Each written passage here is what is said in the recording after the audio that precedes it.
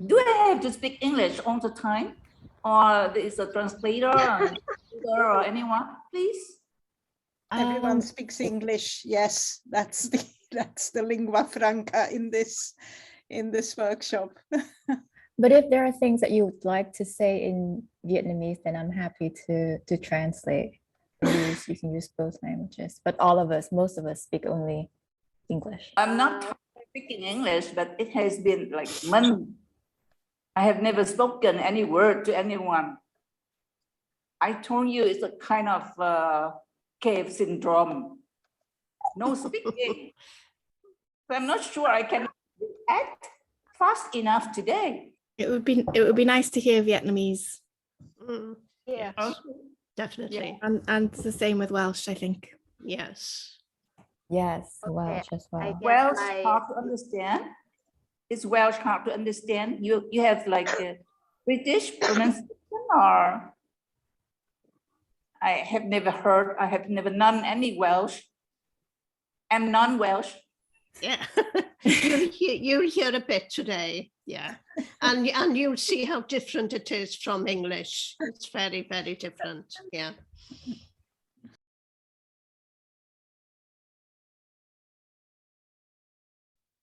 So welcome to digital residencies and a poetic exchange between Vietnamese and Welsh women non-binary writers and artists. So I am Nhã Thuyên, and this is my partner Alexandra. To just say hi for now. First of all, we would love to thankfully acknowledge the support of Business Council for making this project possible in the first place, and thank you all writers and our team having been great participants and very inspire me. And to be the moderators of the conversation today, we have Nguyễn Hoàng Quyên, a beautiful, a wonderful Vietnamese artist and writer, and who also one of 10 writers in the workshop. Alexandra, would you like to say a few words before we leave the set for our special guest? Well, I'll just say Pananda, good afternoon. It's afternoon where we are, and it's evening in Vietnam, and this has been one of the challenges of the workshop, that we are so far. The further you go, the more you learn, and this is what this workshop is really about, learning about each other, about each other's country, culture. Today, having Menna and NgH is really a high point of this workshop, and one of the reasons, at least to my mind, why we invited them is that they kind of represent the connection between us. Menna has been to Vietnam and spent some time there filming, has written about Vietnam, and NgH has lived in Europe, and has the one piece I read by her is very much about engaging with European culture. So we thought this could be the connection between us. So it's a great pleasure to have you both here. And Kian, thank you for accepting to moderate this session. Over to you. Great. We'll start first with introductions, and I'm super delighted to introduce our two guest speakers. We've been really looking forward to this gathering and really excited to hear your stories, your writings, your experiences. So first we have Menna Elfyn, who is an award-winning Welsh language poet and playwright whose work has been translated into over 20 languages. She has published 14 collections of poetry, children's novels, libretti, as well as plays for television and radio. Her most recent bilingual collections are Bondo in 2017 and Murmur in 2012, published by Blood Axe Books. And she has won many awards, was made Welsh Children's Poet Laureate, and her work is studied in schools and universities in Wales, as well as further afield. She is a fellow of the Royal Society of Literature, the Royal Literary Fund, honorary fellow at Trinity St. David, but she's also emerita professor of poetry and creative writing. She's also president of Wales Pen Cymru and continues to campaign for the free expression of writers worldwide. And I'm happy to also introduce our second guest speaker, Trần Thị Ngờ, who lives right now currently in the same city as a lot of us in this group in Saigon. Trần Thị Ngờ was born and grew up in the south of Vietnam. Her first collection of short stories, Những Ngày Rất Thong Thả, or Wandering Days, was published in 1975 by Chí Đăng Press in Saigon, Vietnam, but not distributed due to the event known as the Fall of Saigon. Since then, she has published 3 collections of short stories in Vietnamese outside of Vietnam that were later published in Vietnam. And these collections are Nhà Có Cửa Hoa Trái, or Locked In, published in California in 1999, Lạc Đạn, or Stray Bullets, published in Toronto, Canada in 2000, and Nhân Zoom, or Screwed Up, published in Paris, France in 2012. And all of these collections, as previously mentioned, were later published in Vietnam as well. Ng's debut novel, Acting, or Malignant, came out in 2018, and she now lives between Saigon and Paris. And the general format of our gathering today is, first we'll have our 2 guest speakers share their initial remarks or perhaps readings if they'd like to, and then we'll enter into a more free-form conversation afterwards. So over to you. I don't know who would like to start first. Young lady first. No. Oh, well, thank you for that and for going first and for the introduction. It's just wonderful to be part of this collective, this project, and I think it will be wonderful, the outcome, I'm sure, of all the poems that will come because of this project.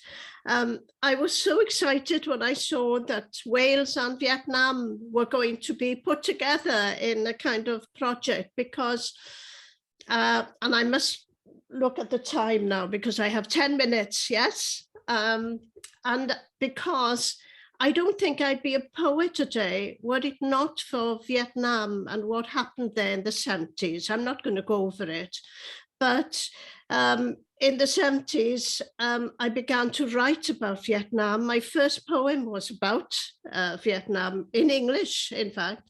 And because of that, it made me a poet that felt politically engaged. I was also, at that time in the 70s or the late 60s, in a band, playing the harp and the guitar and full of folk songs, again, of a political nature. And so that's how I came to poetry, because I found it the only way I could express what I felt.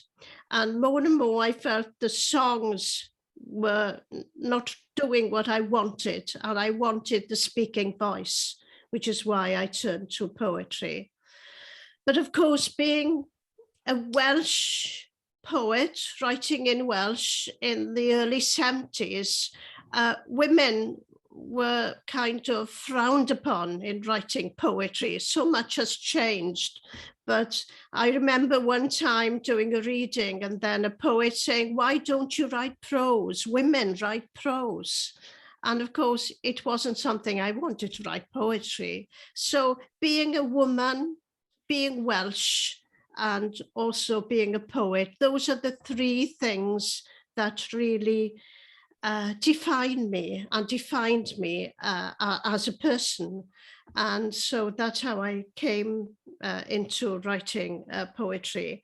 I won't say much now, except that I saw that Vietnam was a small country like Wales, living in the shadow of greater forces, England with us, America and other places with you.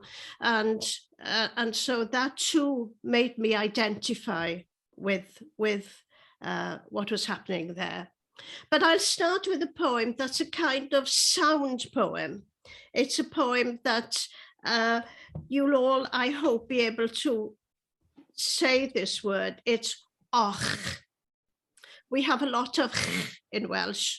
And och, there's a saying in Welsh, och a gwai, and it means, oh, dear me, and disaster or death. It's a kind of phrase.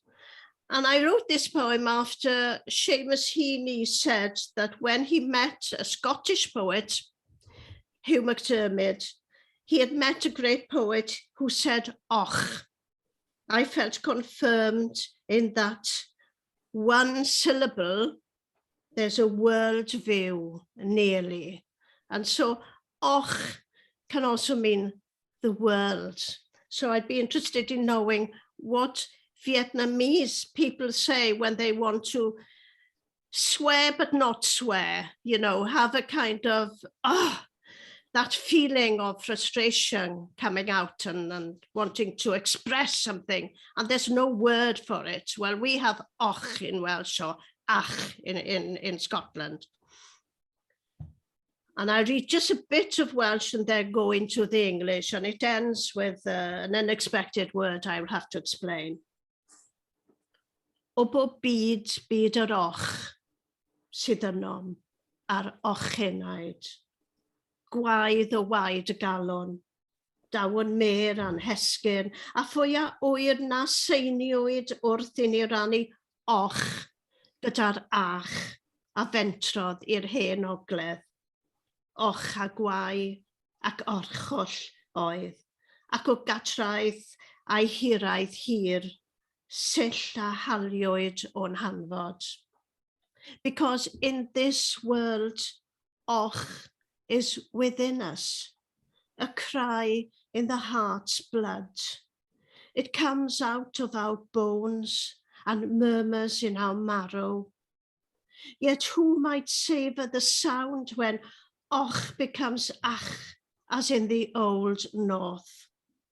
Och is woo and a wound, the wail at catraeth, when our world was laid waste, one syllable souring the source. Halt any oath upon the lip, but ucha, utter, och, only when death is incandescent within ourselves. Today, och remains, grievous on the tongue. It's oh, it's unabating as breath, but its echo unallowed. It's a song of one word that catches the throat, the epoch of och, an unvanishing Aberfan. That last word, it's too long to go into, but there was a big disaster and 116 children were killed by a coal mine in Wales. And I wanted to write a poem about it, but didn't know how. And I used och as a way in, and ending with just that one word that would mean so much to everybody, really. So that's one poem. I will read two more if there's time, but you must tell me if not, because one always looks at the clock, and then after reading one forgets what time was it, you know. Anyway, I will read a poem, an early poem perhaps. When people started asking me, why are you a poet and a woman? Again, this is an old poem. And it's like a bird in hand. There's a saying, a bird in hand is worth two in a bush. There's a phrase. And I've used the word muse, which is poetry. So I've asked lots of questions. Os gofiw wneir, beth yw'r awen? Plentyn yn canfod a deryn bach yw ar waelod buarth yr ysgol. Un rhwth fore o fawrth wedi glwyfo.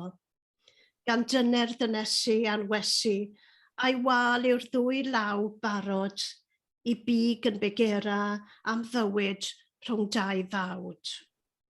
If you ask, what's this muse, what's this poetry? A child finds at the bottom of the school yard one broad March morning, a small bird hurt, goes to it gently, fondling it, makes a nest of her ready hands. Its beak begs life between two thumbs.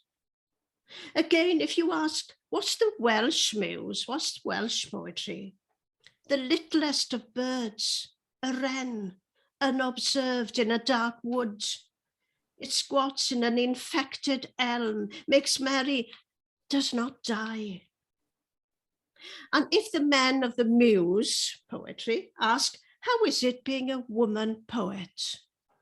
I show them wings in a free Decemberless sky to prefigure on a page of heaven generosity above the earth before returning to feed a stepful of sparrows at the door and tremble.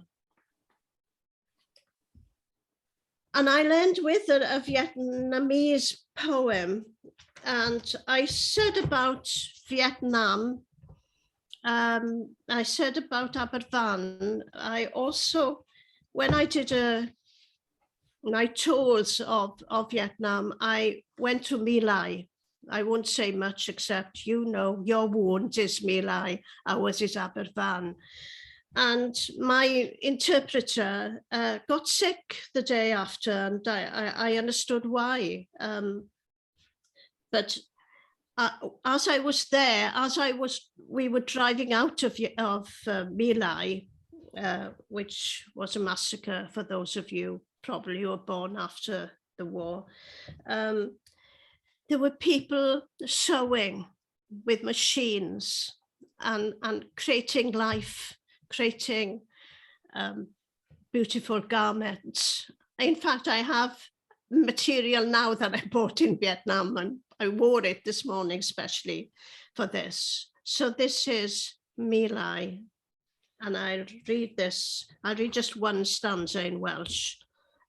Statues, my son, when he was 3, used to call joking men, dynion jocan, for, you know, statues of men with their, you know, in certain squares. So this is Mis Mai and My Lai.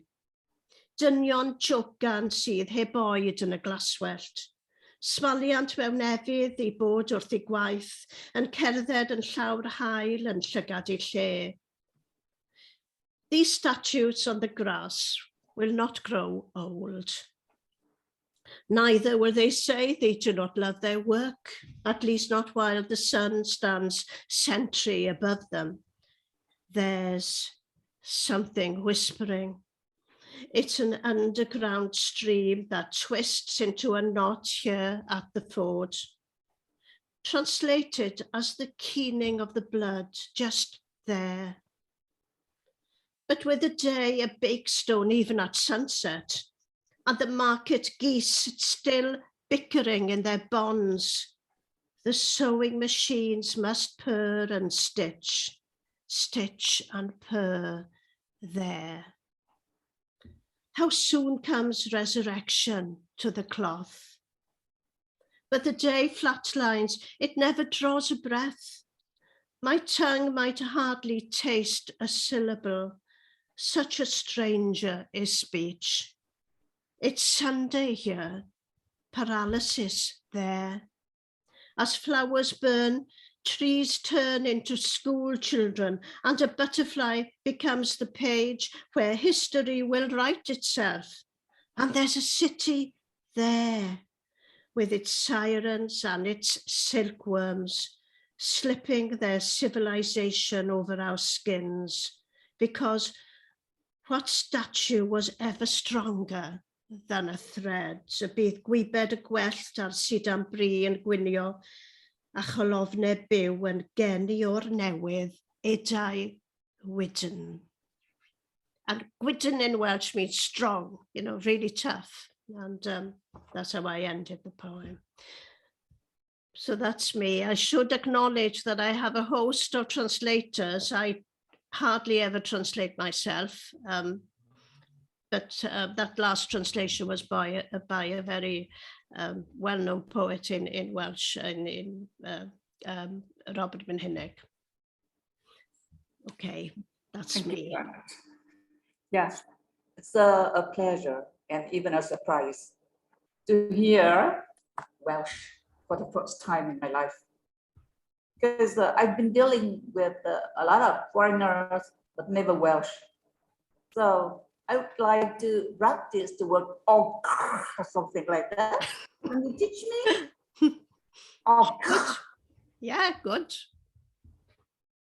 Thank you. So from now on, I will use that word to release my anger or whatever. Og. When I want to swear, but I don't really want to swear, then I use og. Okay. All right, this is my turn. I'm going to read something about the rain and the alleyways of Vietnam. Whenever you are away from your country, you suddenly look back, and as an outsider, you see more clearly things around you and things that are far away from you.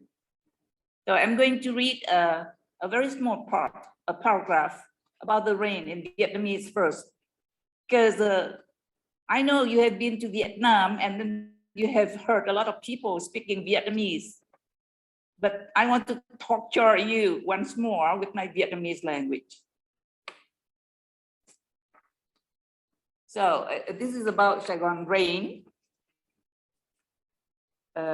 Vào những ngày mưa như vậy, hàng quán thưa khách, những người bán dạo kêu trời, trẻ con cởi trần mặc quần xà lọn tắm mưa, xích lô che bạc đạp ngược gió, nước bẩn chảy òng ọc không biết về đâu. Từ trên cao nhìn xuống sẽ thấy quanh co những dòng sông giữa phố với những cánh dơi trôi, đẹp không thể tưởng và buồn không thể tả. Bởi vậy mà nhạc sĩ Hòa Trịnh đã tức cảnh sinh tình. Em còn nhớ hay em đã quên? Trong lòng phố mưa đêm trói chân, dưới hiên nhìn nước dâng tràn, phố bỗng là dòng sông uốn quanh. Không có ở đâu nghe mưa rõ mùng một bằng từ trong những ngôi nhà lợp tôn của Sài Gòn. Ở Paris mưa rì rì bên ngoài cửa kính. Ở Cali nước tuôn rèn rẹt trên mui xe. Ở Berlin mưa đặc và nhão. Ở Rome mưa ngấm trong đá. Ở Amsterdam mưa rớt xuống kênh. Chưa biết ở đâu có tiếng mưa rộn ràng như ở nhà. Từng vạt nước rải xuống như người ta vải đậu lên một cái mâm nhôm. Nằm trùm mền một chiều nhìn ra cửa sổ mưa mù trời. Tỉ mẩn lọc từng âm thanh thường ngày đã bị nhận chìm trong tiếng mưa. Sao giọng gọi nhau ý ới bỗng đục. Tiếng mèo kêu chợt ai oán. Rồi tông tông mưa dứt hạt đột ngột như lúc đến. Những giọt nước đọng đâu đó bị gió xô lả tả xuống mái tôn mỏng, nghe như giọng hát so le còn rớt tuột phía sau trong một dàn đồng ca. So that is the Vietnamese version. I'm going to read the same paragraph in English. On rainy days like these, shops and cafes are short of customers. Peddlers curse the weather.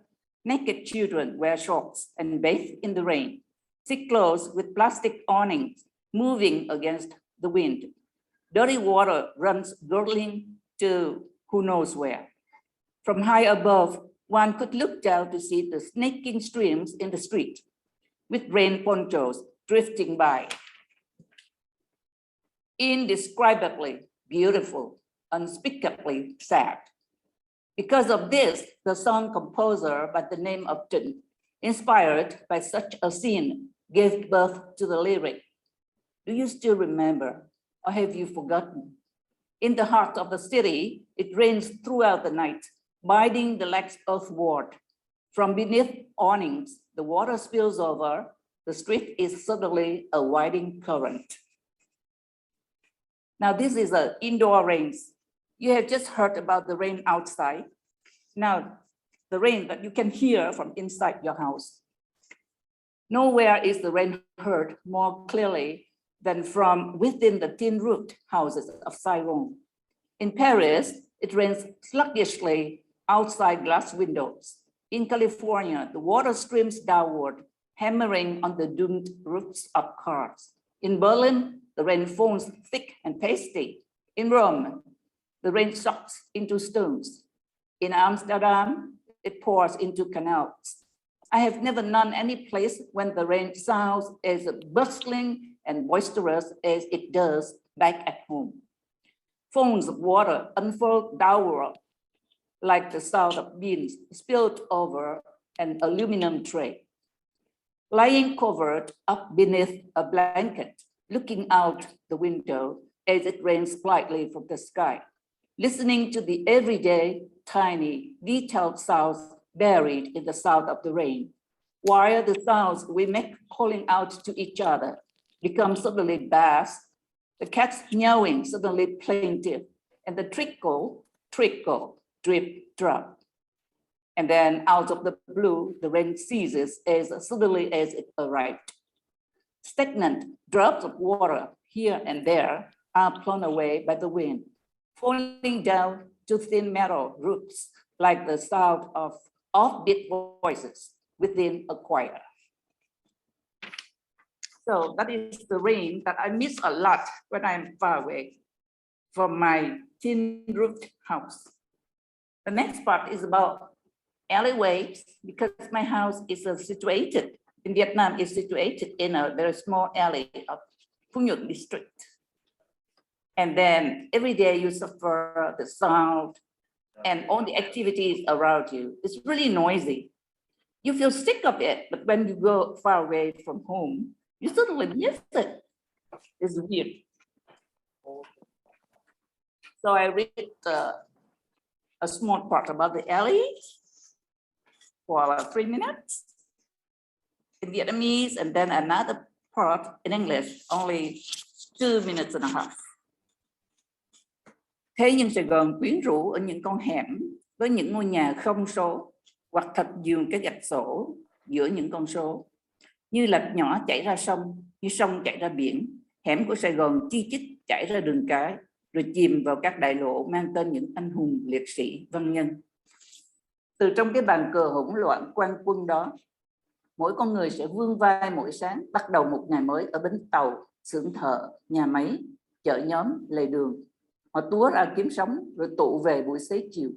Mùi xào nấu bay luồn qua cửa sổ, tiếng con nít khóc, tiếng tivi vặn hết cỡ, trộn lộn trong tiếng cãi vã, chửi chó mắng mèo. Tất cả làm nên một hòa tấu khúc bi tráng và tuyệt vời. Nó toát lên khát vọng sống của con người. Đi xa sẽ nhớ hẻm, lang bạc xứ người một buổi sáng, mắt nhắm mắt mở, sẽ nhớ hủ tiếu bà ba, sữa đậu nành cô tẻn. Lơ ngơ trong những siêu thị mênh mông, sẽ nhớ chợ gánh với những con tép trong veo còn nhảy đòi nước, những con cá roi rói còn phùng mang thở hụt, nằm chèo queo ướp lạnh trong một căn phòng tiện nghi tầng thứ 15 của cao ốc, sẽ nhớ cánh cửa toang hoác của nhà đối diện với những nhánh cây độ lượng ghé sang bên trong nhà mình. Bon bon xe 150 cây số giờ trên xa lộ, sẽ nhớ mùi hôi nách của người hàng xóm vừa chạm mặt trong cái hẻm chỉ lọt đủ một người. This is the English version. One of Saigon's more intriguing characteristics is the numerous alleyways with numberless houses, or houses with number after number surrounded by slashes and hyphens in between.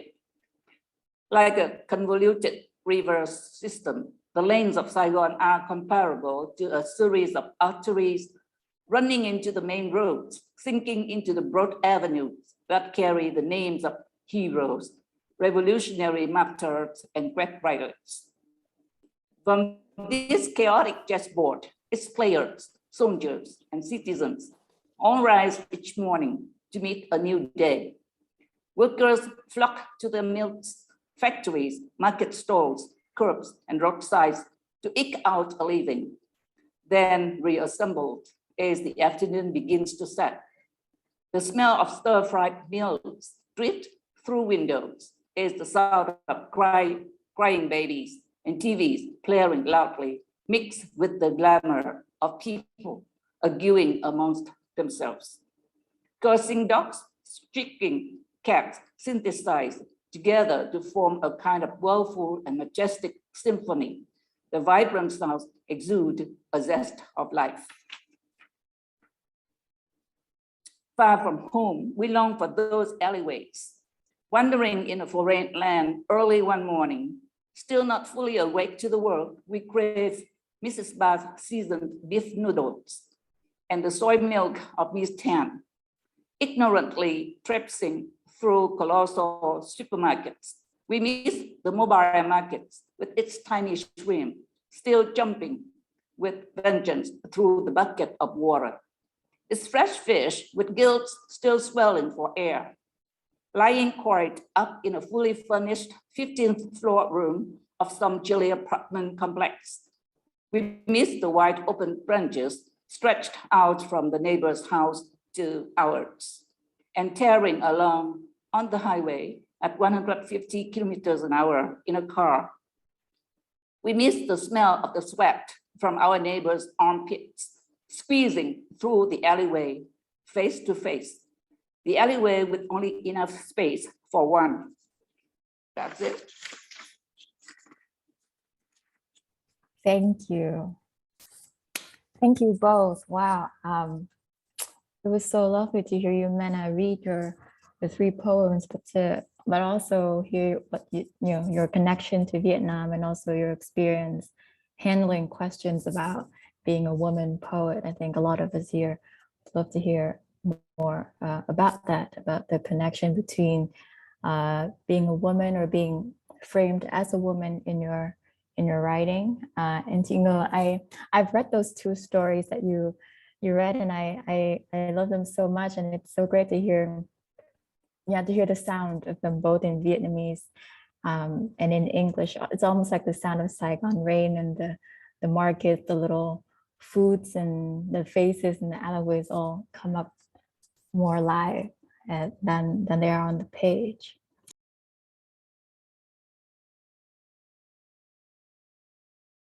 So I think I'll start us off with a few questions, and then we'll open up this space for everyone to share your comments or questions or anything that you'd like to ask our guest speakers.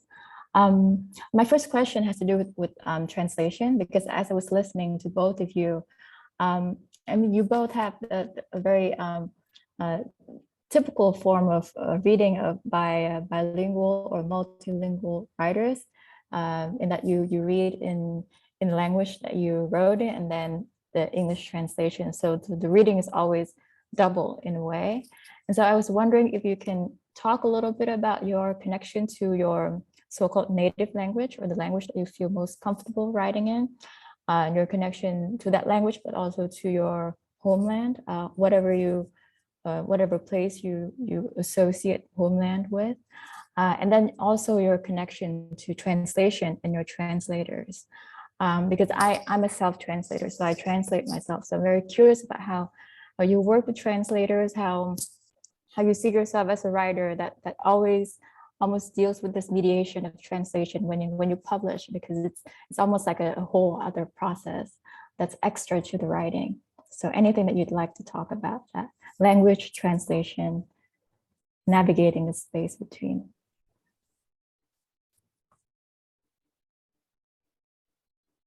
Maybe you can go first this time, to be fair. Okay, that's fair enough. All right. I'm working as a teacher. I'm teaching French and English, and I give piano lessons. So on the 3 subjects are related to sound. I enjoyed sound very much, because what is language if it is not sound? So when you have a kind of musical ear, then you can learn other languages more easily. that is my experience. And well, I'm teaching music, so I know that. About translation, not many of my stories are translated, but some, my friends, American friends, will do that for me. Of course, but they don't know much Vietnamese. I do the translation first, and they edit. Two of my stories were translated by an American poet, Paul, and then Thảo Thi helps him a lot because he doesn't know Vietnamese. He's learning, but his level is not like high enough to do the translation. However, he has a very good sense. He can smell everything. That is the translated version of my stories. But on my part, I do a lot of translation. I translate different stories from American, Italian, and French writers because I enjoy languages very much. And I discover the connection between consonants and vowels and the sound, etc. So I put them together, and translating is a kind of pleasure. It's nothing about money. It's nothing about money, but it's my pleasure to do that. And it's like I get addicted to it. And I always said, like I have just told Menna, translating is very challenging because sometimes you stay awake all night to find a proper word to have similar meaning, but you shouldn't like change the smell, the color, or the breath of the word. Like Thảo Thi wrote, you hold a word and you breath. And sometimes you breath the whole night. And then in the morning you wake up and then you can find the right word. So it's really a great joy. You can start the day in happiness. So that is my experience about translating. Thank you. And Menna, do you enjoy or the same pleasure or difficulties? You're on mute. Menna, you're on mute. Mute. Oh, it's like that advert, isn't it? Right. I'm sorry. I agree with everything you've said. And I fell into translation in a way. I started as a Welsh language poet, going to an English language school, grammar school, women, girls' grammar school, and Welsh was not taught except one half hour every day, usually grammar. And so poetry became my secret other language. My father was a minister and loved poetry. He also wrote poetry. And that was my other language. This other imaginary friend was a language I could write in.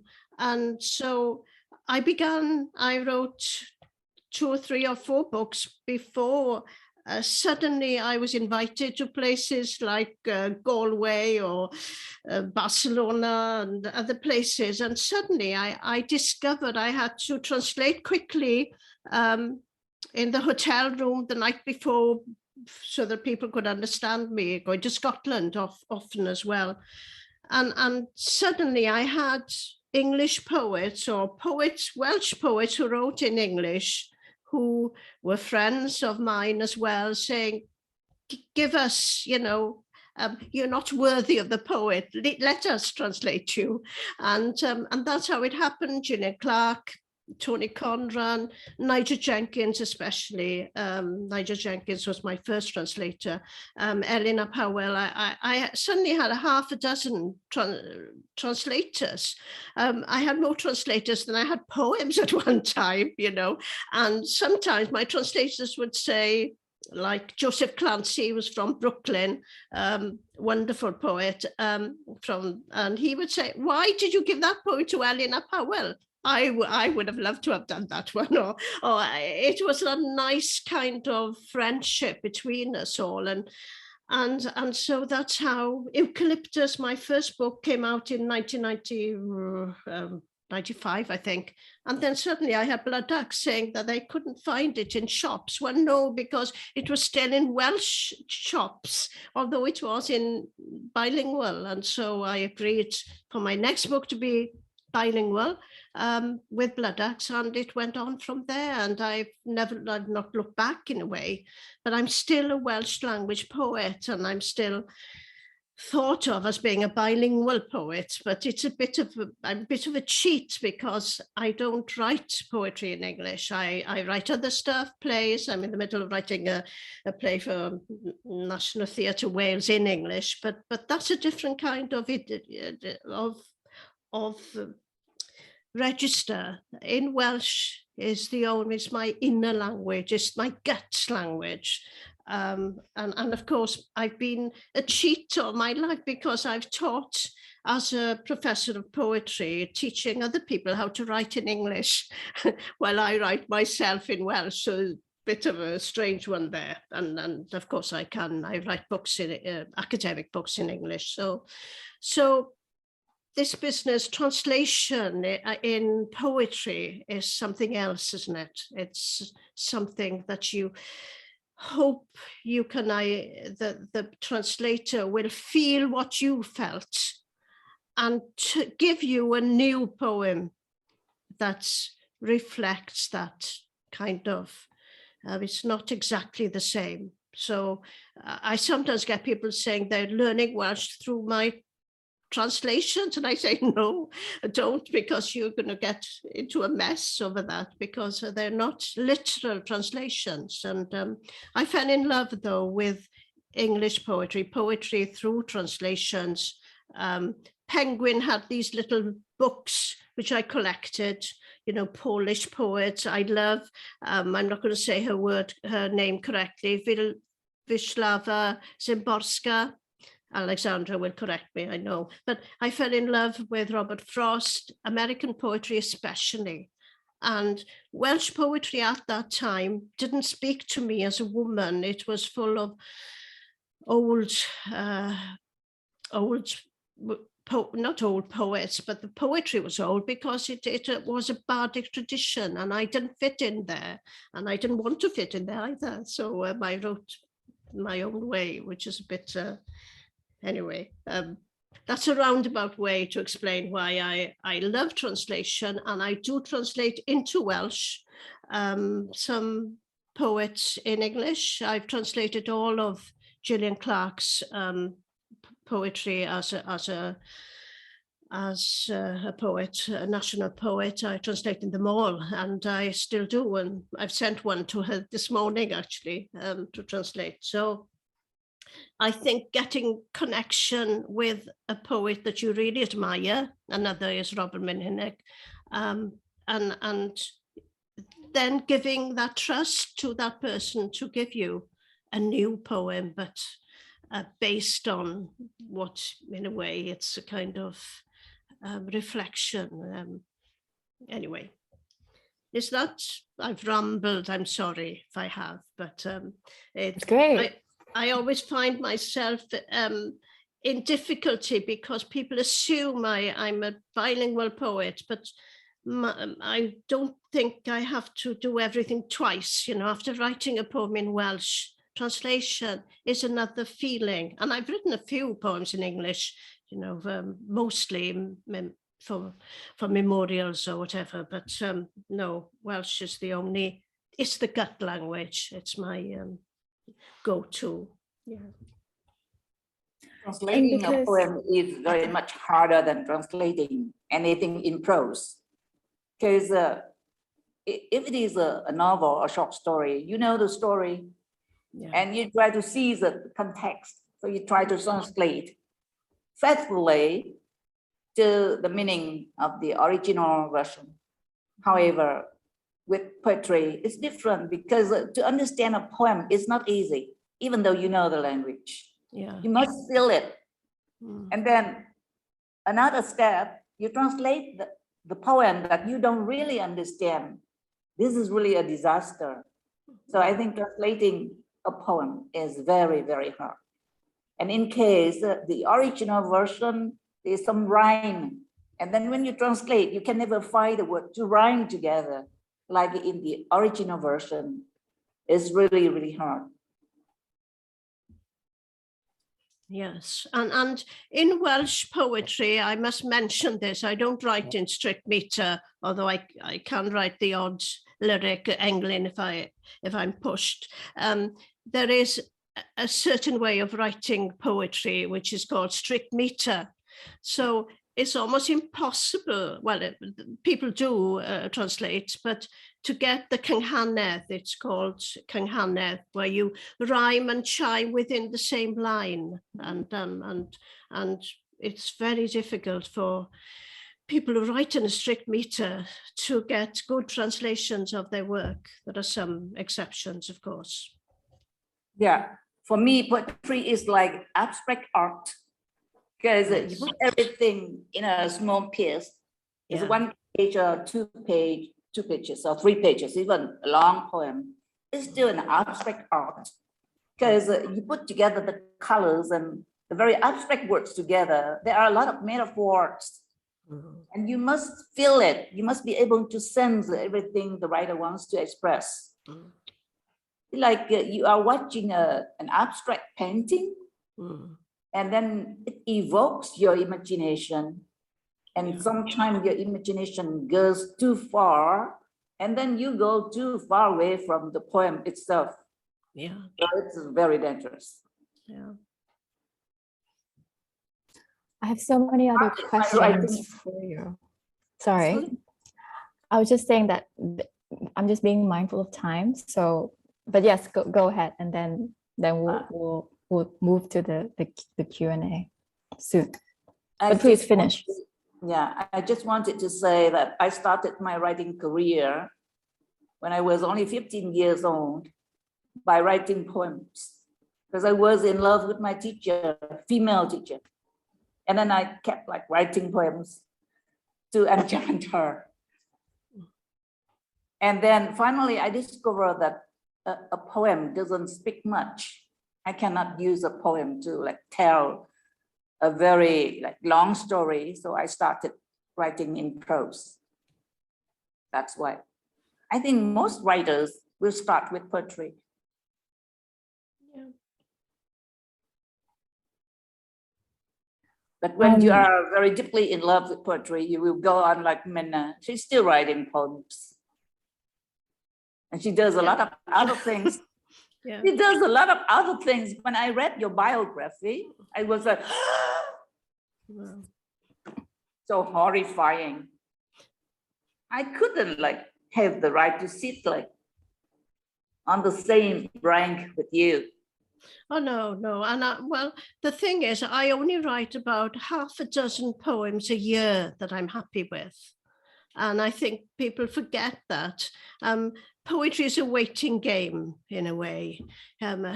You try and try. I've got books of and drafts, and they go nowhere. And then suddenly they will come together, and it takes a year or two. And that's why it's nice to have plays or articles, or I keep a column, a newspaper column. So you've got other things going on while you're waiting for this poem to arrive, and it takes a long time sometimes. Yeah, it's true. Because there should be many doors, many exits. Like when I give up writing, I will have another kind of game to play with. I will do painting. And then after painting, I will play the music. So I'm very lucky to have many ways to escape from the danger of getting stuck.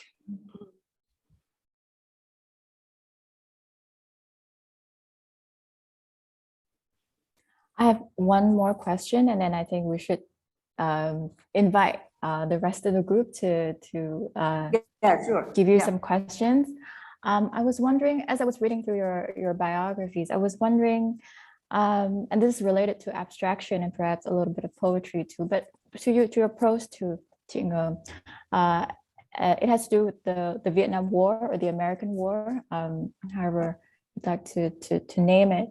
And I noticed that in your poetry, Menna, and in your writing, in your prose, you know, some are more explicit about the war and the historical period that you went through, but most of it does feel like there are some other strategies, abstractions that you use to talk about what you see or feel about the violence of that period, which clearly influenced your career in many ways. So I was wondering if you can talk a bit more about that, and especially, I guess, for you, you know, I wonder if you get this question a lot because you're a Vietnamese writer, and I wonder if you ever feel the pressure to have to talk about history, or on the other hand, or maybe you feel like you can write about other experiences like being a woman or sex or music or painting. So yeah, anything you'd like to share about war and violence and how you write that? Well, as I said, I think that being a writer and being engaged as a writer, bearing witness, and I think there is poetry of witness, thinking of Caroline Fauché and others, whereby you just can't stop not wanting to be campaigning alongside being a writer. And although I went on marches about the anti-Vietnam War in London and wrote about Daniel Berrigan. I don't know if you've heard of Daniel Berrigan. He was one of those who went and burnt. He was a priest, burnt the draft papers, and I wrote about him. Thomas Merton. Some of the people I admire as writers were also anti-Vietnam, activists. But then after Vietnam, there was anti-apartheid. And I was involved in anti-apartheid demonstrations.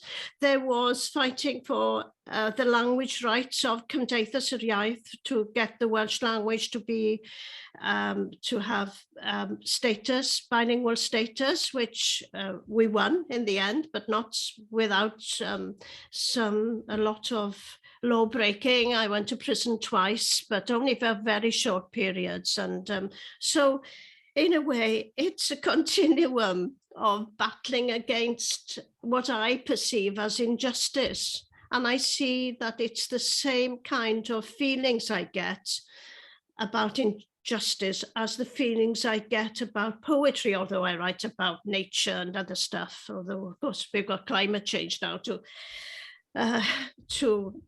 in the mix.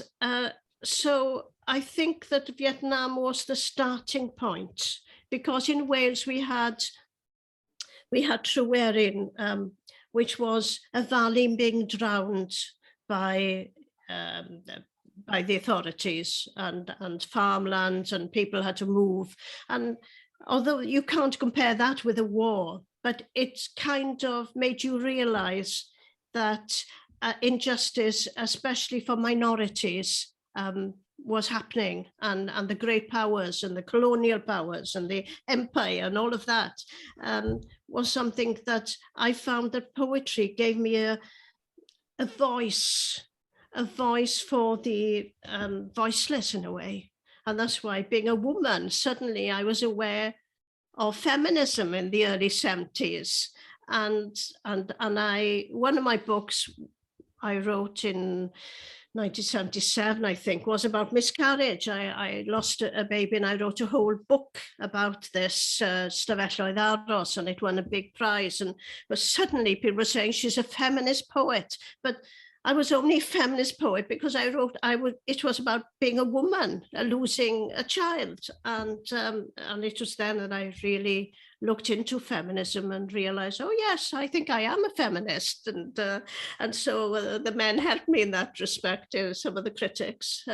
So in a roundabout way, I don't think a poet, my kind of poetry, can blot out what's happening in the world around me. I wish I could. At 70, I've 70 this year. I wish I could say, you know, over to you. But no, it's who I am, I think, you know.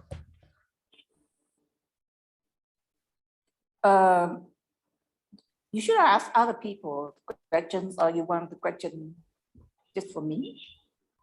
Sorry, Others will share, but if you would like to share now or not, it's up to you. Okay.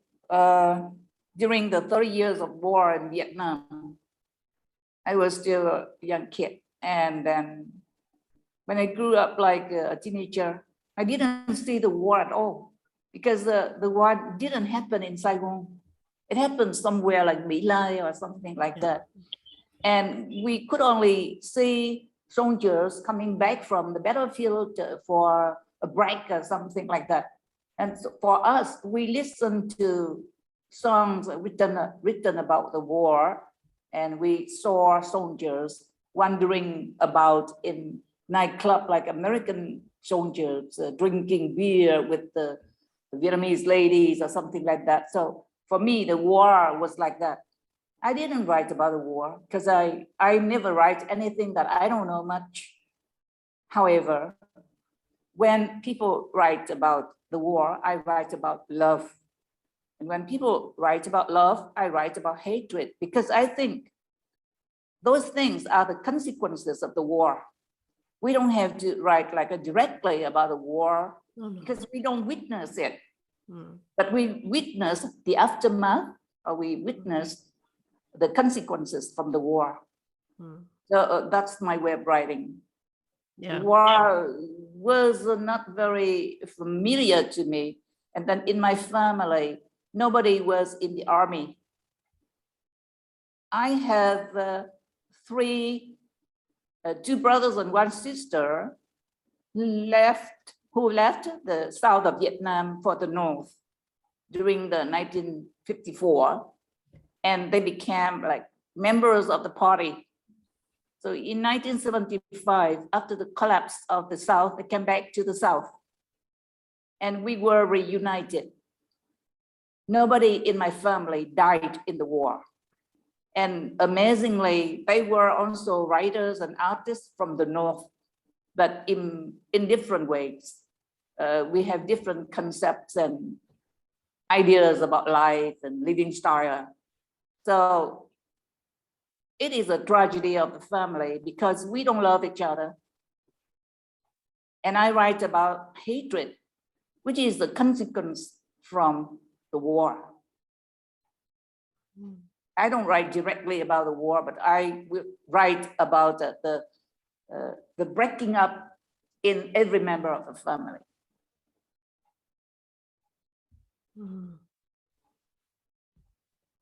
Yes, I remember I think a few of your stories, there's the detail of, siblings in the same family fighting over like a house, or, like the house petty... I'm sitting in. This is the house I'm sitting in. Yeah. So the war, it can result in many forms. Yes. Thank you.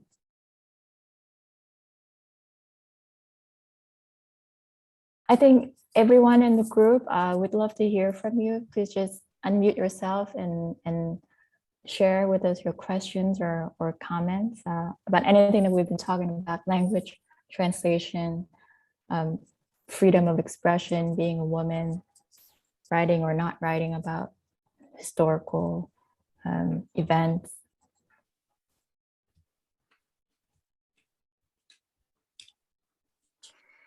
I did some research on Rhiannon Oliver. Is she here? She was going to ask a question, I believe. Actually. Hello, thank you so much for your wonderful sharing of your work. May I ask you something? Sure. I was really interested in hearing both of you talk about translation and mentioning that your work is translated by people you consider friends, and this idea that it feels like the space between the languages that you write in and that are translated into, that there is trust there. And that just felt lovely to hear that, because writing became something that felt collective and shared, because obviously it can be quite a lonely thing to do. So I was interested in knowing how collaborative the translation process is for both of you, and if the people that translate your work have always been friends, or if they've become friends through their understanding of your writing and how you think.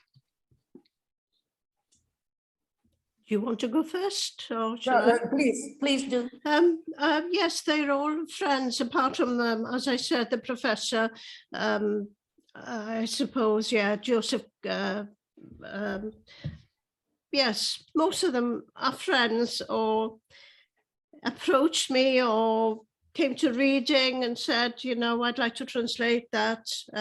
They probably heard a very bad translation by me. But yeah, most of them are friends. With some of the translators, I give them a crib, I give them a kind of word for word.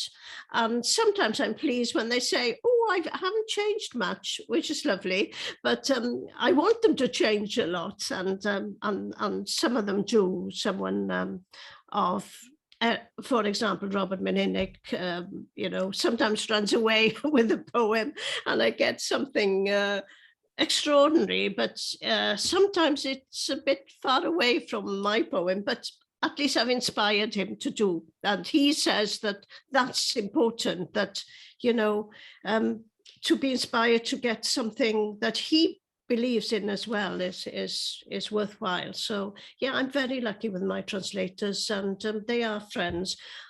2 or 3 have died in the last 10 years, and I miss them, but I've got new ones, and I've got a very special young translator who doesn't speak Welsh, and I'm amazed at the way she's able to, Emma Baines, where she's able to find a poem from what I give her. Yeah. Do you get a feeling when you've written a poem, do you have a feeling about who you would like to share it with for translation? Do you have like do you take choices like that, or does someone else make the choice for you as to who will translate it? Well, I know that I'm familiar enough with a few to say, oh, what are you doing? Can you do this for me? I want to, you know, translate it and get it out there. But most of the time, yeah, no, it's kind of organic, I think. But my problem now is dealing with all the other translators. A Swedish poet has just finished a collection of my poetry in Swedish, and that's in the, you know, in the publisher's hands. She tells me they're very good according to someone, and she's a wonderful poet herself, so I trust her. I've got a translator in Spanish who has translated 3 of my books. Bondo is now in my latest is in the publisher's hands. She also translated one of mine into Basque. And there is an Arabic translator. So dealing with people I don't know that well, but they have approached me and have said, I want to translate you, is something that I don't refuse. Although sometimes it gets very, very tedious if they want a lot of my time. And I have to say, for example, to a Chinese poet, I'm afraid I don't have the time to answer all your queries. Can we delay for a year or so? Well, I get the other people off the, you know, sort of off the pipeline. Yeah. Well, thank you. In my case, it's similar. So just friends will do that. And most of the time, I never suggest, because like in my case, when I want to translate something, I must choose myself the book I like or the author I admire. And it is the same with my stories. If my friends think that they like my story, they will offer a translation. It's not from my suggestion. Of course, sometimes there is something that doesn't go well between the 2 versions. But for the question of respect and friendship and everything, I just like let it be. And then, as you said, maybe it is a kind of inspiration that we offer our friend to do something. Yeah, we have two versions. Yeah, good. Can I speak now? I was interested, I was listening to Menna, and Kian, you might have picked up on the fact she used the word awen, you know, that was in that essay around burnout. That I found awen really difficult words to translate, because I wrote a poem called Pan na ddaw'r awen, which means when that poetic breeze that we were talking about doesn't come because of burnout. That was like the whole point of it, because of mental health and feeling too burnt out to do the work. So I was thinking, this is one of the things that I was thinking I might add an extra folder around concepts and things that are difficult to translate, because when I translated that poem into English, I had a night that was just exactly as you were describing, you know, where you sort of desperately grappling and thinking about different words and trying to think which word would fit there. Because for me, the word muse didn't really quite cover what I was trying to say. It's not really, it's the word that's in the dictionary, but it doesn't really quite translate it to the same way. My understanding of the word muse in English didn't translate to the word awen in Welsh. So I was finding that a really difficult word, and that I had more than one uncomfortable night where I was trying to translate using different words. And in the end, I just translated it and just left the word awen in and then put like a translator's note, because I just decided that for me, that was such an important word that I felt that wasn't translatable, one sort of concept. Because you don't really hear poets say in English when the awen arrives, where you don't have a word in between, where in Welsh people say, oh, pan ddaw'r awen, when the poetic inspiration arrives, like a breeze sort of thing, because it shares the root of the word awen. It shares with awel, which means breeze.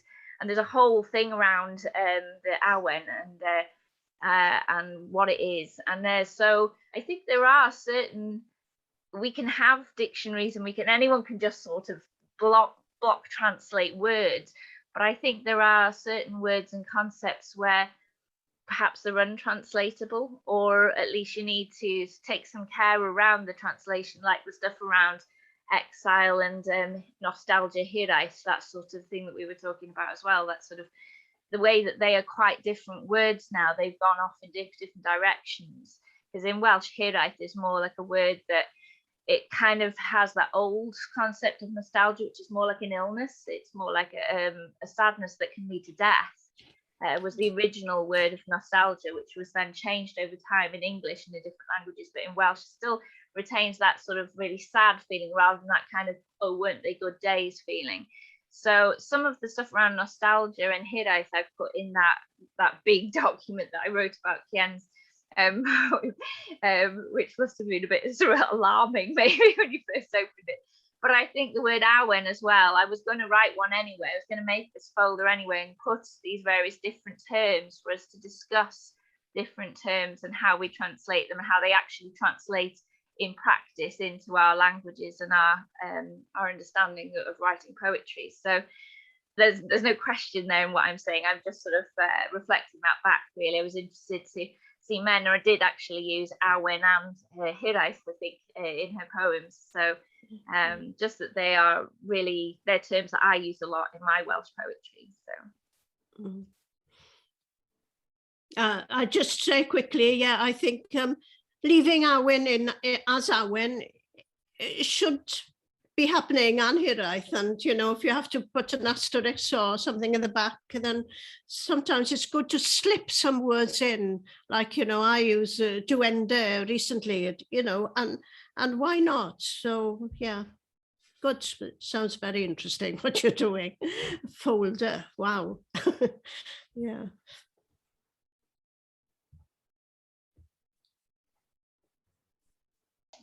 Yes. Can I ask a question? Oh, it's been fascinating to listen to you both. My question is really quite a simple question. What has travel meant to your works? Do you want to go first, or shall I? Please do. Oh, well, it's meant I've written lots of poems. On the hoof, I've written lots of, I have one of my books, Cell Angel, Cell Angel, one of my translators said, do you realize how many poems you have about being written in bedrooms? And it's usually hotels or somewhere, you know, the night before. And I hadn't realized. And then I looked back and so sometimes, you know, translators can see things you can't see. Well, that's what critics do as well. But yes, I've traveled a lot. I think I've traveled too much. And I think I've gone to places there and back, you know, a bit like Raymond Carver, get in, get out, don't linger. And I wish I'd lingered more. I wish I'd been able to, for example, I was invited to Kazakhstan with Daniel Weisbot, and I had to say, and I can't do it because I was coming back from Romania or something. There was always some clash, and I think I should have stayed more in some countries in order to write properly about them, rather than just these kind of impressionistic poems. And that's why I'm really glad that of this. I shouldn't say I'm glad of being locked up in Carmarthen, but it does mean I haven't had to travel to about 3 countries I would have gone to last year: America, Sardinia, not Barcelona, Palma, Las Palmas. You know, so I'm just glad sometimes you need focus and you need that quiet time. And I've always wanted to be a bit of a hermit, and I managed to be a hermit on tour. You wouldn't believe it, but that's why I was always writing in my bedroom. You couldn't be a hermit when traveling. Well, you know, yeah, no, you're right. But don't mix in the same way. You do what you do when you get out. Yeah. So I do a lot of traveling too, but I prefer staying in one place for at least 3 months to focus on something. I don't move a lot, and then I become a hermit in my small apartment, rented apartment, to do things and enjoy the weather, the different weather from that of my country. Like when I am in France, I would stay in my apartment days after days. And I stuff my fridge with all the necessary food and to concentrate on something. But I have the feeling that I'm free, and I feel free to write when I'm in France. But it must be at least 3 months or 6 months, because traveling cannot like keep you concentrating on something for a long time. You are tempted by things around.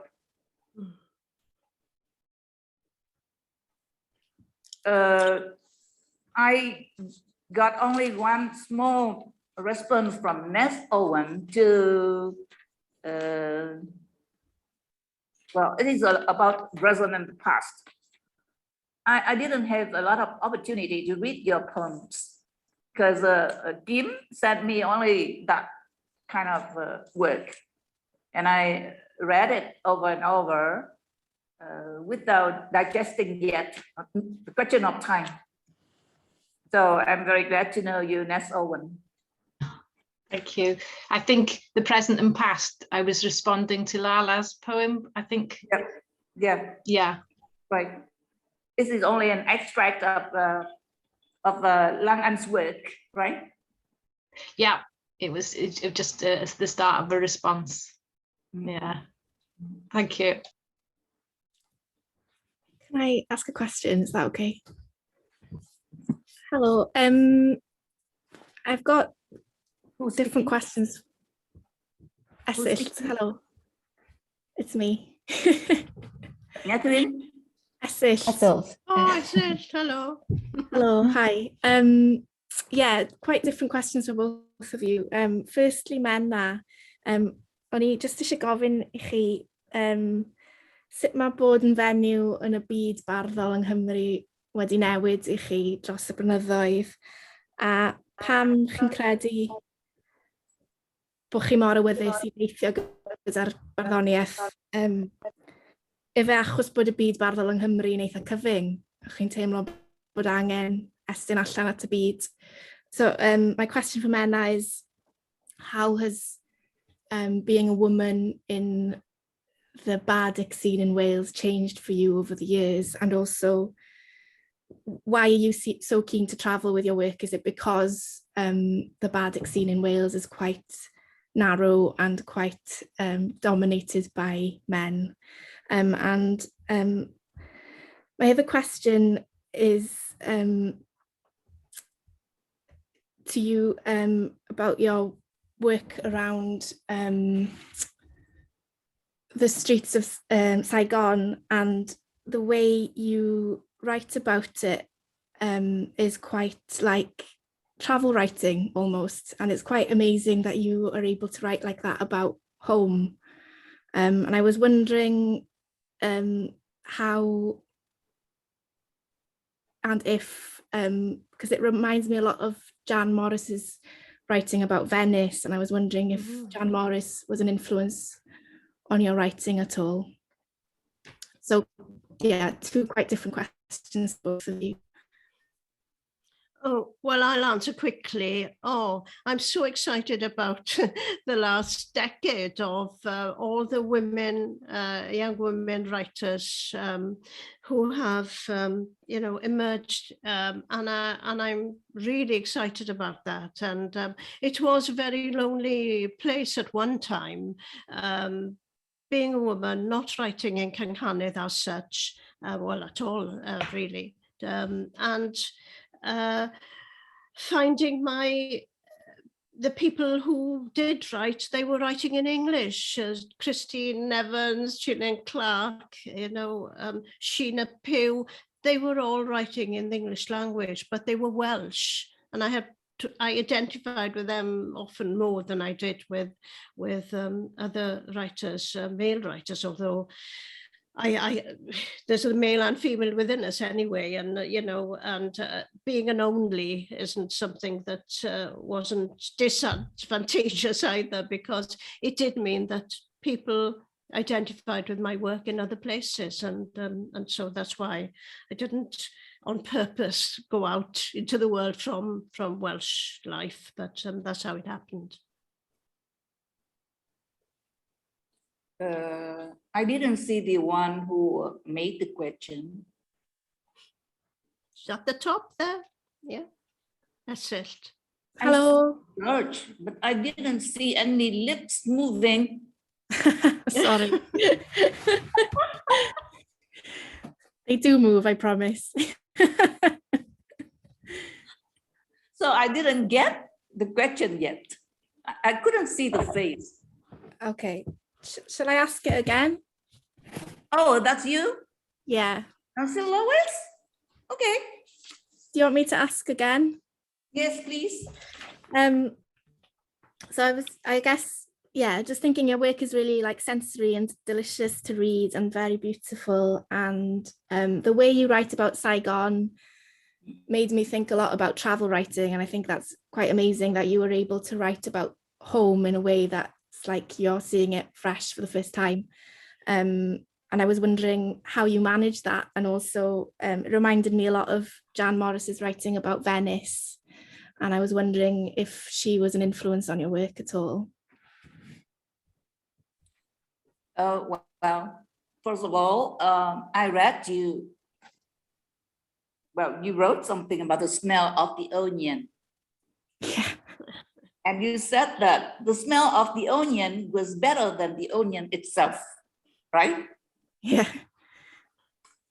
So it is the same like in my writing. Sometimes the alleyways or the sound of the rains are much better than the rain itself. That's how I manage. Nice. And then those two pieces are the nicest of my works. Normally, I'm very evil, violent, heartless. So I chose the two nicest pieces of work to introduce to you so that you can judge me nicely. Okay. Well, you did well. Okay, so it is about the onion. Sometimes the onion smells better than itself. So what I wrote seems to be better than itself. Thank you. I have a question. Thank you for your wonderful sharings. I just have a kind of general Who's question. speaking? I couldn't see the face. I'm here. Can you Okay, see me? okay. And you. Yeah. I have just a very general questions that what does it mean to you to be a woman, female, or non-binary writer? Because I feel a sense of feminism revolution in your works. Do you like intend to include all that elements in your work, or it just comes naturally? And so the question is just like, how do you define and what does it mean to you to be a female, a non-binary writer? The question for two of you.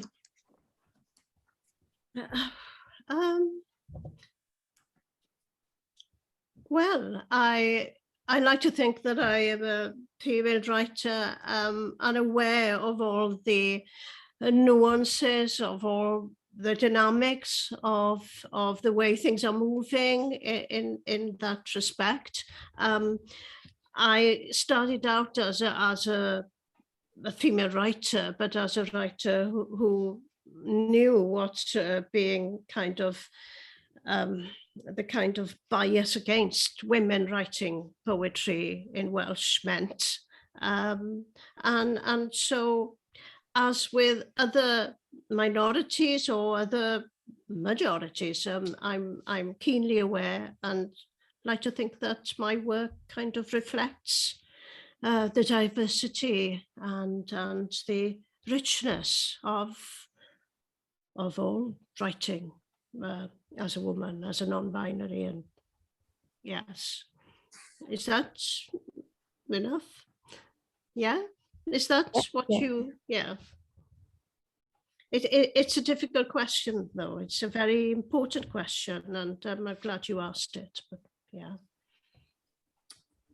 Well, I never think I'm a woman or a man, because all my characters, my female characters, have been turned into male in my stories. And the same thing happened to male characters. So in my life, in social relation, I have a lot of difficulties because I deal with men as human beings, but men want us to see them as male, and I cannot do that. So my characters, or even myself, I think I am genderless. I don't think male and female are important. Within a woman, there could be a very strong man, and within a very strong man, there could be a very submissive woman. So that's the way I built my characters, and it's my attitude of life too. Well, it's not very nice to behave like that, but maybe we hurt them because they think they are superior to women. And then if we treat them like human beings, or we equalize them, then they feel hurt. I don't find any problem when being a female writer or whatever, because I never consider myself female or whatever.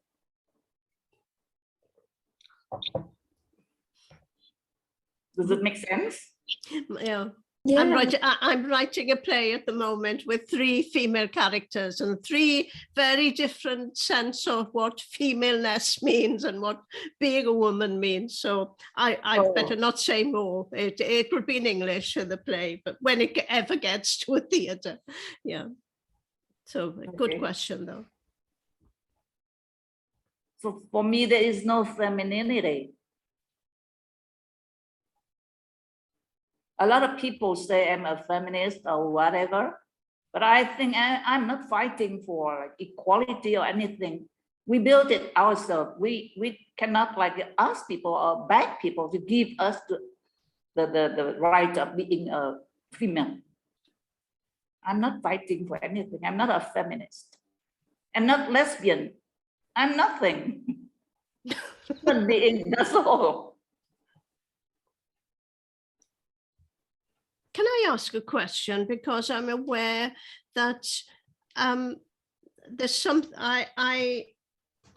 I'm sorry that I haven't responded to some of your poems. So is it possible for me to send comments after today in reading your work, or would you appreciate that? Or would you think, oh, you know, keep away from this is my work and nobody else's? But is that possible? Because I'm aware that you have read them so, you know, so We'll well. send you the And link. so,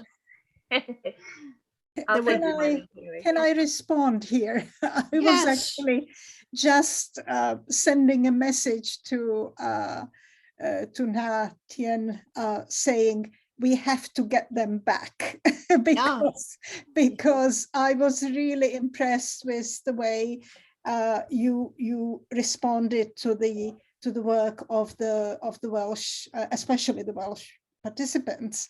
Thank you for engaging with it, and I think maybe more another exchange like this that could include responding to the participants' work would be really very, very, very much appreciated. So maybe we can organize another meeting later. I mean, this project will run for 2 more months, so why not? And perhaps you could respond to the work that's going to emerge from the project. Yes. So there is that element. Thank you. Thank you. Yes. Thank you.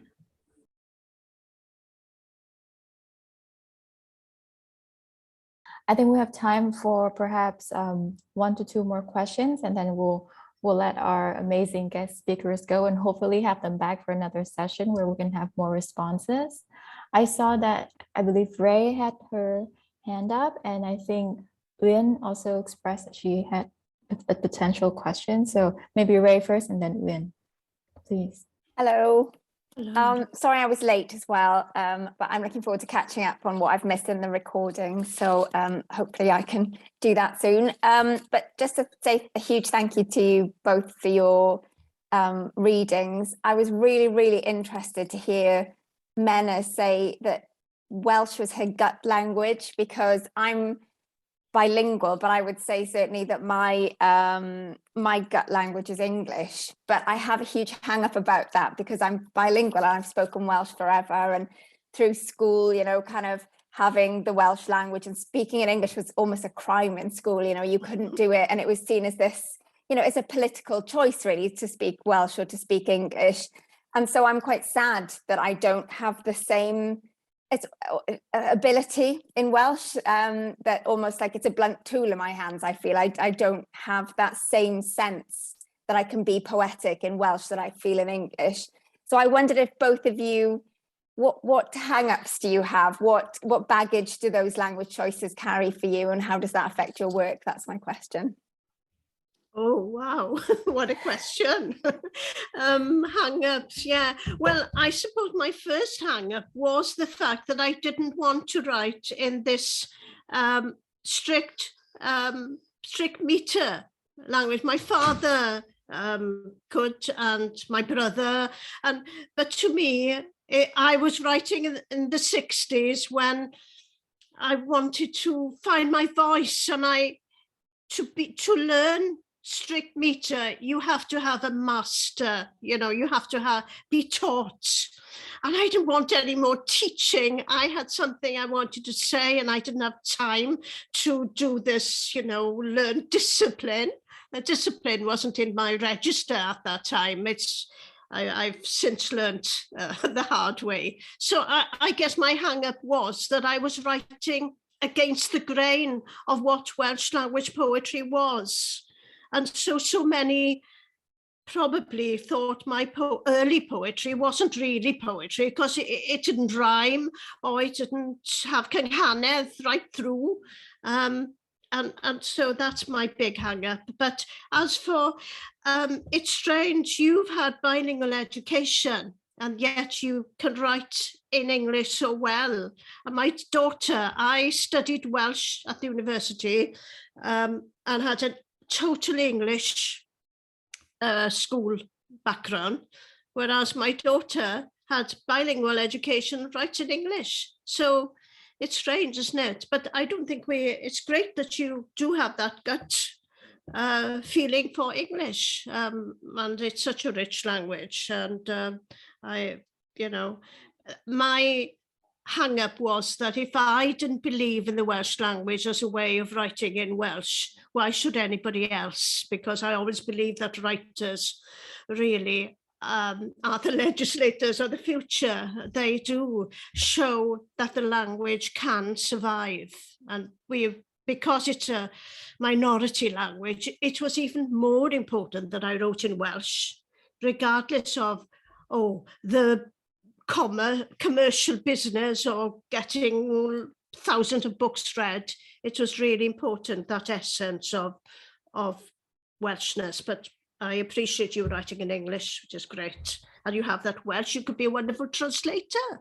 And maybe bilingual, perhaps finding a way through being a bilingual poet and dealing with my hang-ups is the whole point of my next step in my journey, I think, on this residency as well. So that's really interesting. Thank you. And that's why people like Robert Menna and Nigel Jenkins loved translating into English, because they couldn't write in Welsh. So their hang-up became my enriching in a way. Yeah. Is it the same in Vietnam? Oh, we've lost. We've lost you. Where's she gone? You're on mute. Oh, there she here is. we are. Sorry, I'm having a croissant. Okay. Yeah, you hear me? Yes. Hello. Well, I read your poem for my English speaking grandmother. I also read it's my daughter's back after birth. Yeah. So I admire you very much. Oh, thank you. About my case, I went to French school since kindergarten. And then I finished high school. Everything was in French. I didn't know much Vietnamese. But for the last years, the 2 last years of high school, my parents wanted me to learn Vietnamese. So I went to 2 schools at the same time. So I wonder whether I'm bilingual or not, because I speak Vietnamese well, but I didn't write well. So it was a kind of push, kind of pressure, a kind of motivation for me to go further into my mother language. And so I learned Vietnamese the way a foreigner does. That's why I'm very careful when using my Vietnamese language in my writing, grammatically, punctuation, intonation, the use of words, structures of sentences. I think I write Vietnamese language more carefully than Vietnamese themselves. And then I also do the same thing with French, because French was my mother language when I was a kid. But as time goes by, I majored in British and American literature. And then I went further into the language. The language finally has become my pleasure, my satisfaction. So that's the way I connect the 3 languages together. That's really inspiring, because there's hope. In other words, there's hope that you can learn it. There's hope to gain that ability by just keeping on going and practicing. Yes. I do teaching too. So while giving lessons to my students, I can also learn a lot of things. And I always tell my students that God sends me down here to clarify Vietnamese language by teaching English. I love it. I love it. Thank you. Thank you. Can I ask just a very kind of small, quick question? I find it really interesting what you just said about your relationship with the Vietnamese language. I didn't realize that, you know, this was the case. What is the position of French in Vietnam? I mean, apart from it being kind of historically, you know, a colonial language, is it spoken by the younger generation? And how come you grew up actually not really speaking Vietnamese? Can you say a bit more about that? Okay, during the French domination, just use the word domination, and anyone who worked for the French government had to learn French and to deal with them in French. So there were a lot of French schools by then, and I was one of the students among those schools, because only middle-class families would send their children to French school. And then after 1975, no, before 1975, when the American came to Vietnam, a lot of bar and nightclubs and everything were built, and people started learning English to deal with the American soldiers. So French was somehow forgotten. And after 1975, it was even worse. Nobody would speak French anymore. Only old people like me would do. And then if you come to Vietnam, nobody would understand any French word. But many of them could understand English, because English is like a trendy language. You deal with everyone, with any country, you will use English. So French is a dying language, especially in Vietnam. Oh, it's already dead, not dying, it's already dead. Yeah, and well, that's the case in many other countries, and I think the French really don't like that. But No, you know, this is how things happen. I mean, you know, English is the lingua franca, and it is trendy, and so on. But how come you didn't speak Vietnamese? Didn't you speak Vietnamese at home? Did you speak French at home? I'm really intrigued by all this. Yeah. Okay, my family, I mean my small family, that means my daughter, she got married to a French man, and then 2 kids were born, and none of them speak Vietnamese, they all speak French. So I have to speak French with them. But when you were young, you said you went to a French school. Understood. I can, you know, I can understand that. But you know, in private situations, didn't you speak Vietnamese? Well, I spoke sounded like you grew up without Vietnamese and you only had to learn it later. Was that the case? I told you that I speak Vietnamese well, because I was surrounded by like my family, my parents, they were Vietnamese, and we communicated with each other in Vietnamese in the family. Okay, fine.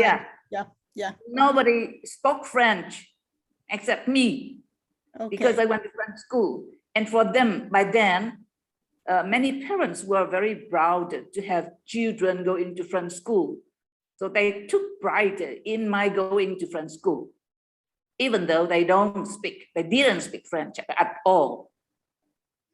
So it's really, you were educated in French and not Vietnamese, and that's the difference. It's like, when, I don't know, North African writers were educated in French, they speak Arabic or Berber, but you know, their language of education was French, and this is why they you know, write in French. So I'm just interested in these kind of language connections for writers and translators. Yeah, there is something very special about Vietnamese people. They can learn any kind of language if necessary, because our national language was made by Alexandre de Rhodes, missionary. and that he came to Vietnam, so he made our language with using Latin alphabets, which is very convenient for us to learn other languages, not like the Chinese, the Japanese, or the Korean. Yeah. So it depends on the social situation, the economic situation, the political situation. They would like try to get themselves used to the new language. I think they are learning Chinese. Okay, thank you.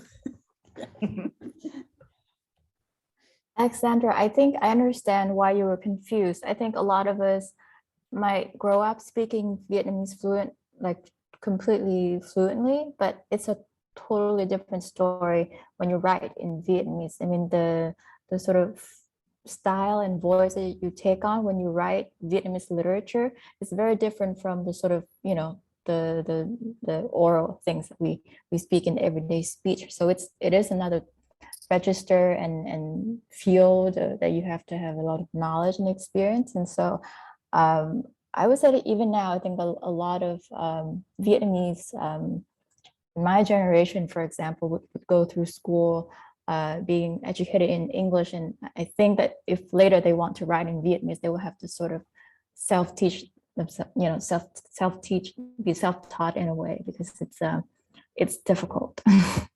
This is what's known as diglossia, I believe, and Welsh language is very, very much this is the case. I come from a background where it's a very dialectical Welsh. It's almost, you know, we have lots of different words, and I grew up speaking Welsh to my family and everything, and I went to a Welsh school. But partly, it is partly to do with my dyslexia, but it is also partly to do with this diglossia that, as we've been talking, Kian, about, you know, actually written Welsh in terms of, especially a lot of the literature scene, is kind of a very different, there's a sort of very, like, I have trouble with doing the mutations. It's a very complex language. So I have dyslexia, but I've managed to fix my English, and my standard written English is very high. But there's still a very big disparity between my spoken Welsh and my ability to write correctly in Welsh. That's not to say I don't write in Welsh. That would be to say that Benjamin Zephaniah doesn't write in English. It's just not the kind of Welsh that is usually associated with that scene. So I think this diglossia is something we have in common, which is really interesting. I think that's something we should explore as well. I think it's a really interesting theme. I think it's actually quite different, because the two situations, because in Wales, the two languages are the home languages. They are, I mean, yes, English is the kind of colonizing language in a way as well. But to have schools where you send, I'm just trying to think about it, you know, in Europe, for example, you know, you wouldn't find a situation like this where parents send a child to a foreign language school.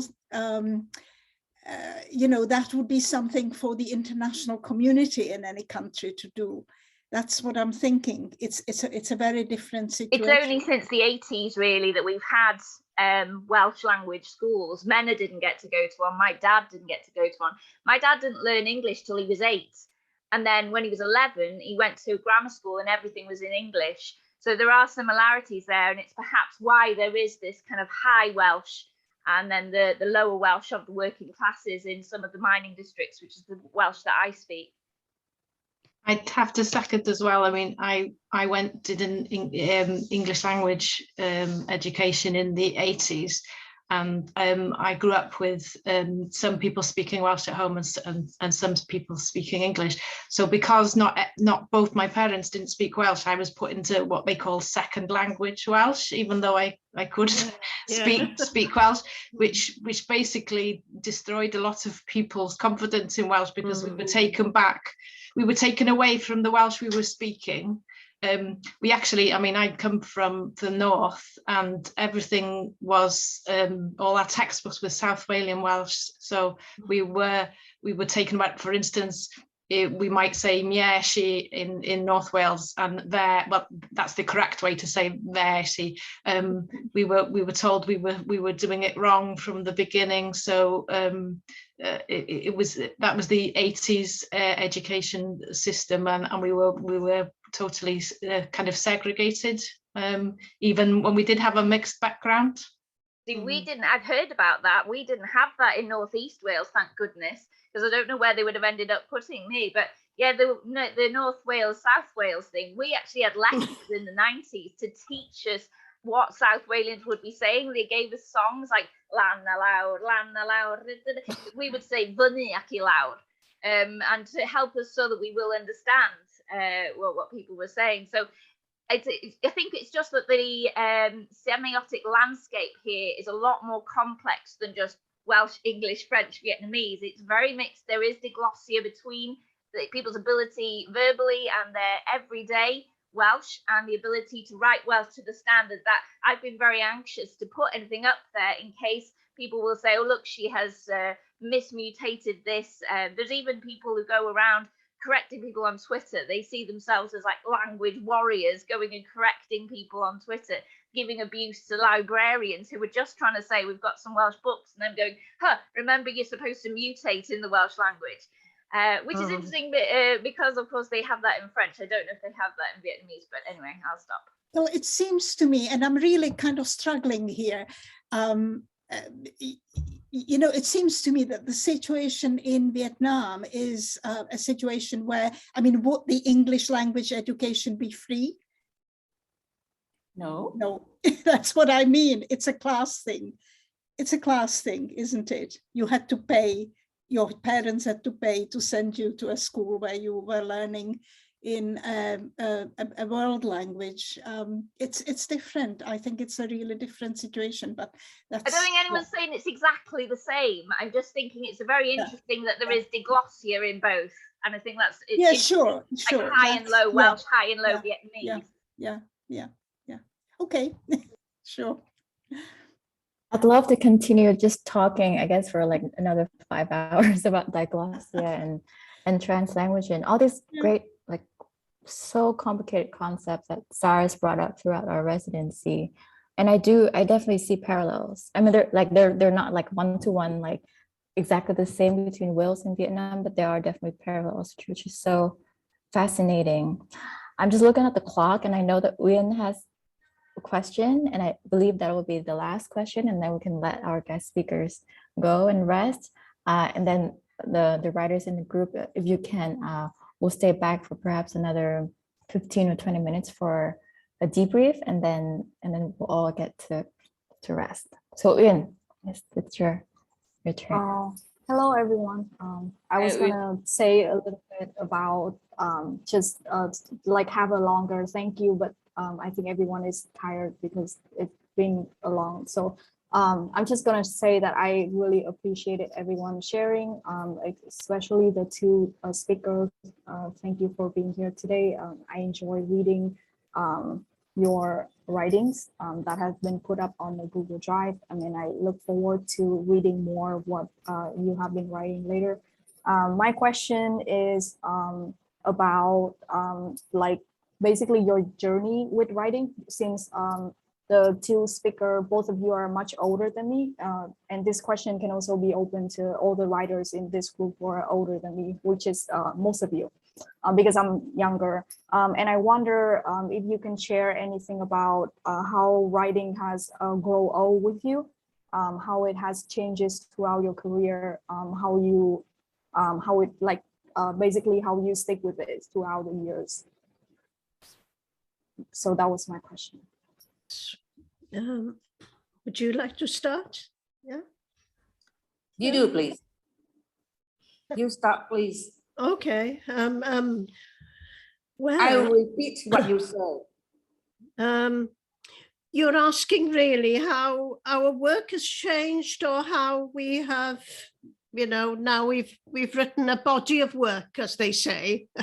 I hate that word, a body of work, because you always hope that you're going to write the next best thing, that you're going to improve on everything else you've done. I'm not good. I think I want to write more plays, and I've done a lot of radio plays. I've done about 8 stage plays. but I do feel that it is a medium that I didn't fully engage in because I didn't like so much the whole actor, director.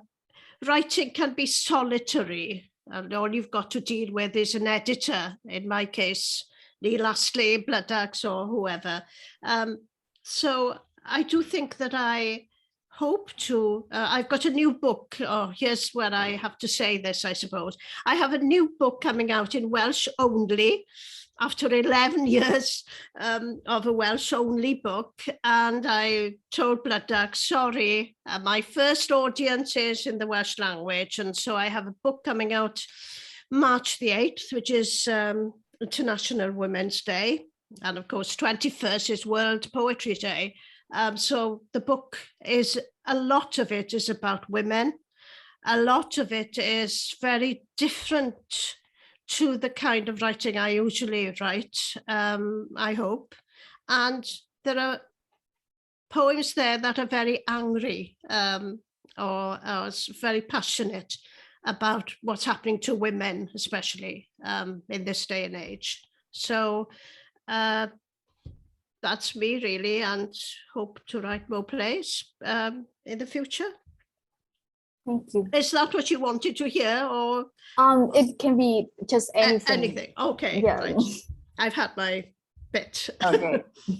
You want to know my journey, my writing journey? Yes.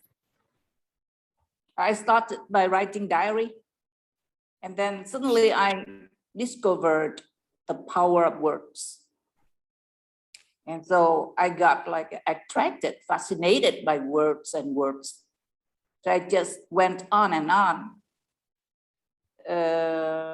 Sometimes I just say it kind of pregnancy. I cherish a story for like 10 years or 15 years or 20 years sometimes, until all the characters in my story died. Then it came the moment that I woke them up, and then I made them up. I used some makeup, I revived them, and I started writing the story until they die again. So that is my story. And I have no planning.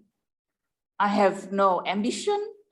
I have no message to deliver. I just do it as a kind of need, the need for expressing. That's all. My journey has no destination. For me, reputation or anonymity, well, they don't mean anything. And anonymity, it could be a very good shield to protect me from political trouble. So I prefer remaining anonymous. Writing is a game for me. Painting or playing the music, they are just games. I'm not very serious in what I'm doing, but I'm honest. Can I just add something you said about keeping a diary? Because I think all the writers I've come across in the last 30 years, you can spot a writer if they keep a journal or a diary.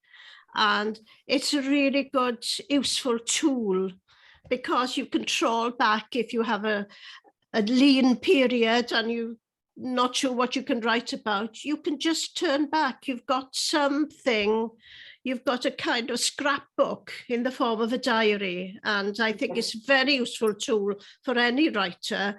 And I've been keeping a page-a-day diary since 1968. So, but I don't look back at them, but they're there if I need to check something, and I don't know. So that's just my tip. Yeah. Diary is my companion, and I have this much. Yeah. I started writing when I was 11 years old, and today I still do it. This is 2021. Oh God. I've just bought my 2021. That looks a nice one. I do it every day, and I enjoy writing with my hand instead of typing. And I want to like save, I don't want to save it in a file or somewhere on my computer. So that's what I do every day. If I don't write any story, I will write diary because things happen around me. I'm always curious about them. I'm like a mouse in a hiding hole. Sometimes I pop out looking around and then I come back and write. And like Menna said, it could be very useful when you want to check something in the future, when you do, like you write some novel or even poems. You can get the words from there, the feelings from there, the feelings at the moment it happened. Otherwise, it will dry out. I keep them fresh in here with my handwriting. Does that make sense? Yes, Yes, thank you. absolutely, absolutely. Yeah. Yeah, I relate to a lot of what both of you were saying. So thank you. Okay, time is over. Game is over. We can go. Game is over for now. You are released for now until we get you back.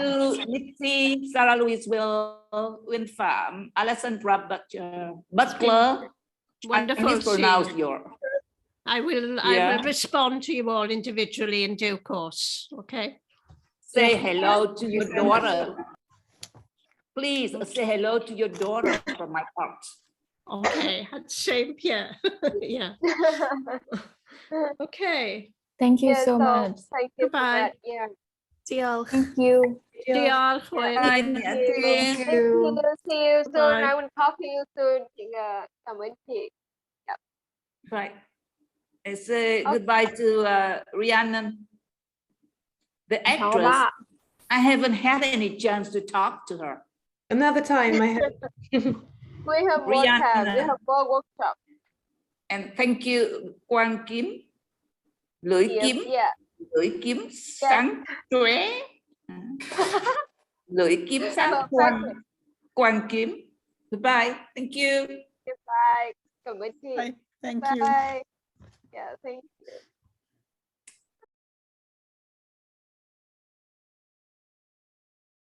Thường mọi người sẽ respond như nào khi chị khẳng định như thế về bản thân? I'm not a fan. Thì rất là thất bại. Nói chung là với quan hệ với lại người khác phái thì họ rất là bực mình, coi như là thất bại. Còn với người cùng phái